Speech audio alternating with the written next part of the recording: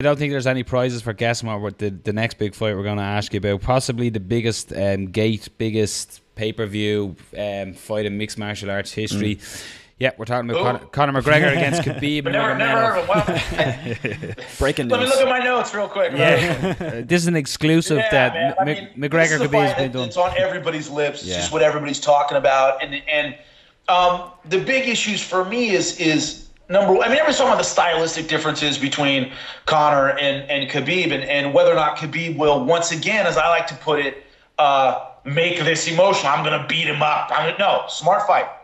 Smart fight. That's what you want. You want to be the guy who takes him down, puts him through the ground. We're going to know, I think, in the first round, when we go back to, if we go back to the corners, we're going to know what kind of fight this is. Yeah. Either Khabib's going to get rocked a couple times and get hurt and go, man, this guy can hit, or Conor's going to be like a guy drowning in quicksand for the first round. So I think at the end of the first round, we're really going to know a lot. But two things that I don't think enough people are talking about that are big issues for me is, number one, pacing.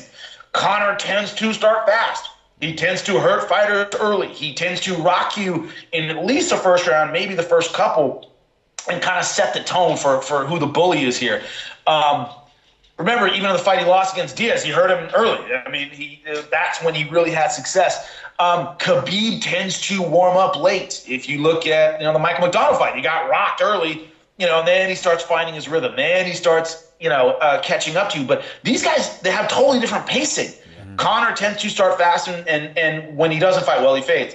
Khabib tends to start late and then gets rolling and crushes you. So that, who starts faster than they normally do? Who's a little more patient than they normally are? Might be a big factor in this fight. And also, time off kills timing, and Conor McGregor's a timing fighter. Everybody talks about his speed and how hard he hits. He does.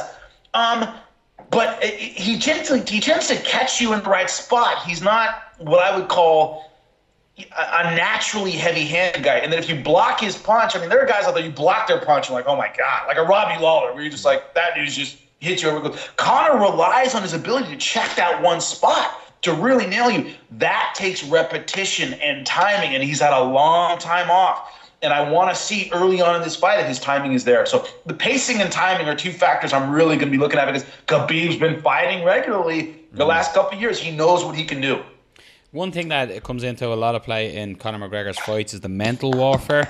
It was something that he couldn't break Diaz in that way. That was, I think, a big telling part in that fight. But again, we've got the press conference on Thursday night, the first time they're going to be in each other's company since a couple of buses were ransacked. So do you think that this is something that Khabib's not going to be shaken mentally here? I don't even know if Khabib will understand half of what he's saying in terms of it just doesn't matter. I'm not making fun of the guy's English. I'm saying he's just that guy. He's just ice cold. It's just, I fight him. You give me spot, I fight and kill him. That's how he thinks. This guy used to wrestle bears. Yeah. I don't think anything Conor says is really going to get under his skin. Khabib generally doesn't fight that emotionally. And it tactically doesn't change anything. The only thing that could possibly change, and if you're Khabib's team, you got to be going, look, I don't care how good you feel about your stand-up. Do not go out there with this guy and try to make a point about how good my kickboxing is. Look at, we were just talking about Tyron Woodley. He went in there and body clinched the first, 15, 20 seconds? He wasn't sitting there going, I'm going to show this guy how good I'm. He went, all right, I'm going to take you down and beat the crap out of him. That's exactly what he did. Same thing, man. Don't get emotional about this and try and prove how good your stand-up is. Conor McGregor gets inside guys' heads, but generally those were guys who were willing to stand and bang at least a little bit, in terms of Jose Aldo and Eddie Alvarez, obviously Nate Diaz. All these guys were willing to stand and bang for a little bit. Khabib cannot fall for that trap. He has to go in there and do what he knows how to do, and it's his kind of fight. If Khabib gets a takedown, a lot of people saying once Khabib gets a takedown, it's done. Are you in that kind of corner? Are you saying Conor needs to stop all the takedowns? Or do you feel like even if Khabib gets a takedown, there could still be that chance where Conor can go back to his feet, or at least wait out a round to get back to his feet for the second or third round or whatever?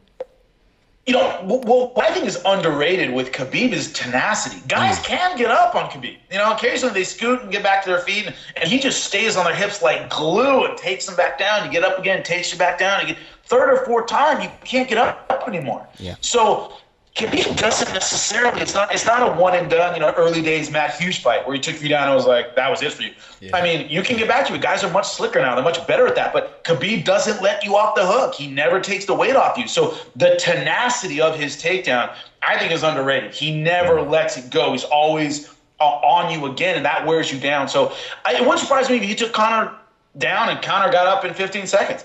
Khabib's not going to give him the space to strike after that. It's going to be on your hips, on your chest, taking you down again.